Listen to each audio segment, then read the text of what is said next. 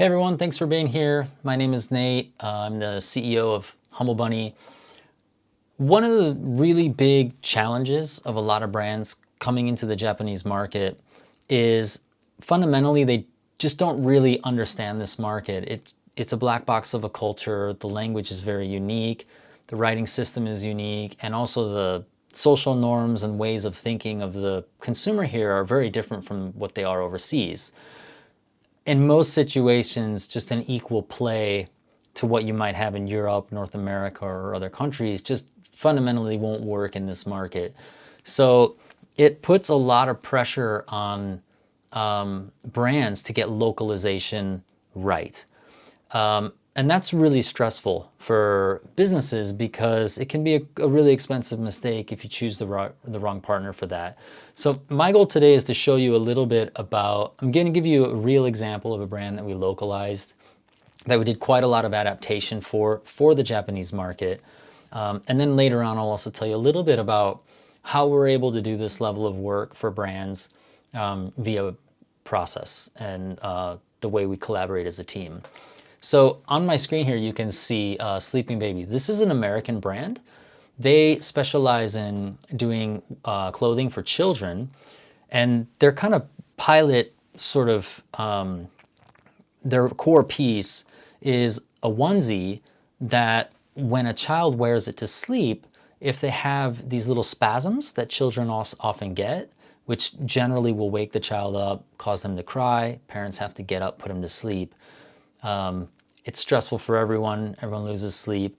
This product will essentially allow the child, to the baby in this case, to feel their edges as if they were still in the womb, self-soothe, and then fall back asleep.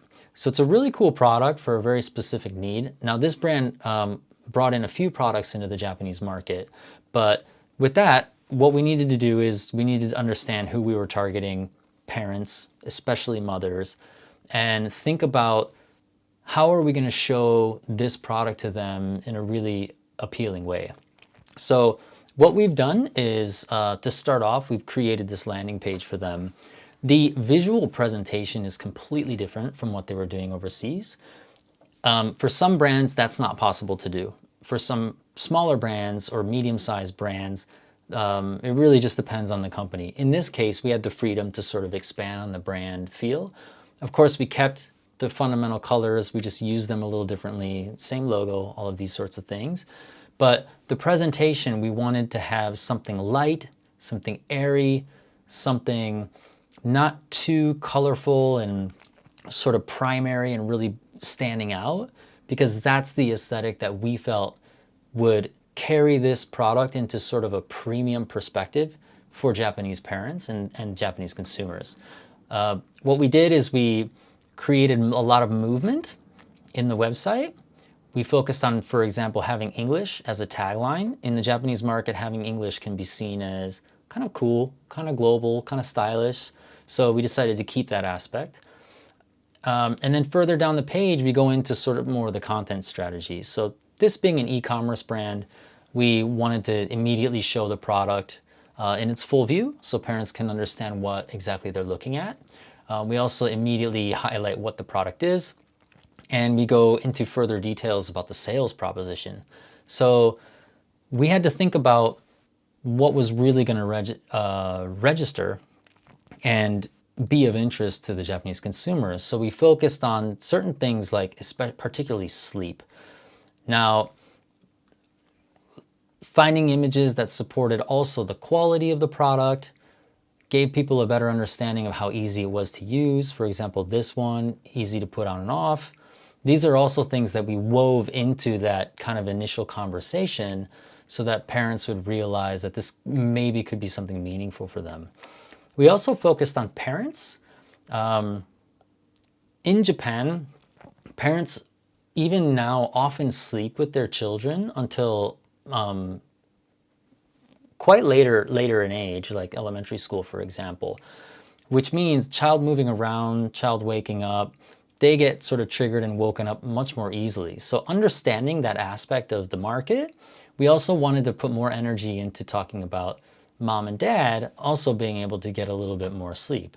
So that was kind of how we visually and from a messaging perspective positioned the brand and positioned their line of products here. Moving further into the strategy, this is really massive in the Japanese market. We also know from studies of cultural psychology, but also from more standard sort of qualified observation and feedback here in the Japanese market, it's really all about establishing trust. And one massive way to do that in the Japanese market is with third-party proof.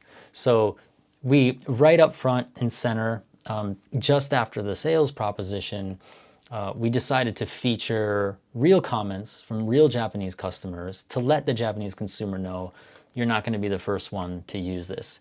So this is based on this market where that third-party proof, the customer voice, the testimonials, these are a lot more important to finding success in both B2B and B2C brands in the Japanese market.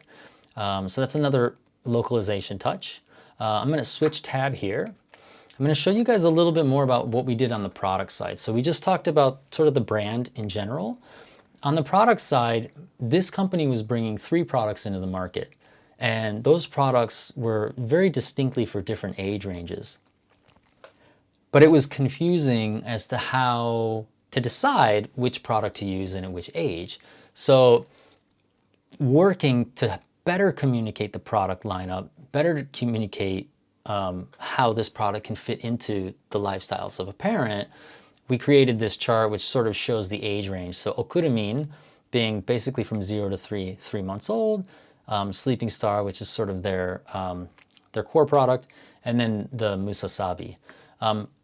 One really interesting thing about this brand is we did kind of one level deeper with them. We branded their products.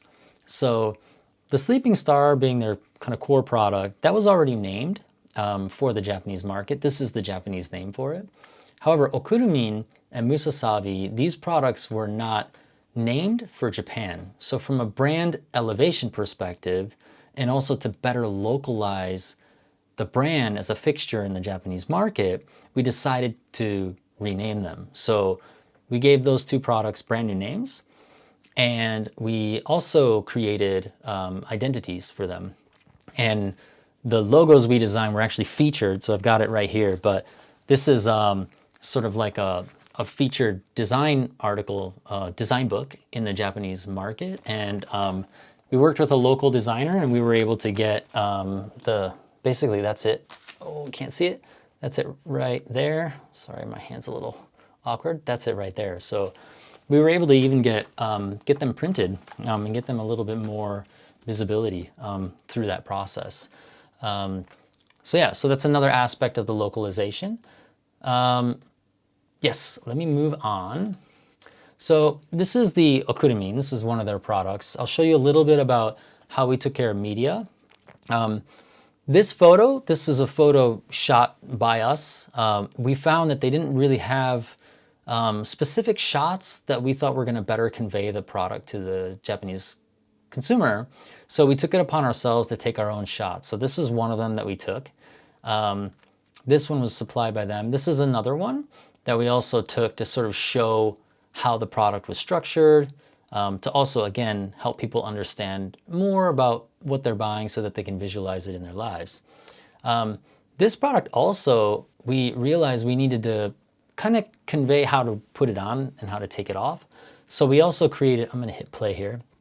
We created a video for them because we thought this was going to be the best vessel to kind of showing it. So fully Japanese storyboard, scripting, etc.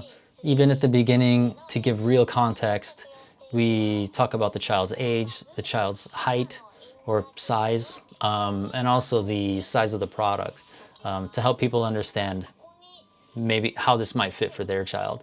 So that was something else we did. We also wanted to highlight the features of the product more. I'm going to scroll down a little bit. And we did these sorts of things, these sort of like GIF images to show the elasticity of the cuff. So this product in particular, the cuff can sit as a normal cuff on the wrist, or it can be stretched over the hand. But I think for a lot of parents, they would be worried that, it would loosen up or something like that after time. So we wanted to show kind of like the quality and the thickness and the volume and the general presence of the product as well. So yeah, so that's it. That's just a really brief overview of kind of what we did for Sleeping Baby in the Japanese market as far as localization goes.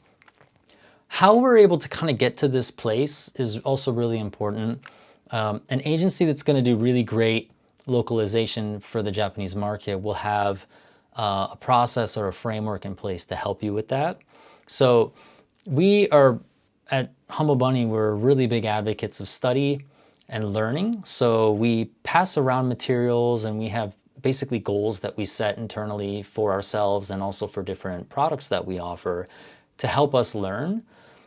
Some of the learning is really related to creative copywriting, but also most importantly, things like psychology. So we're pretty big advocates of cultural psychology. A lot of you may know of Hofstede and some of the work he's done, but there are a few psychologists that have really studied culture.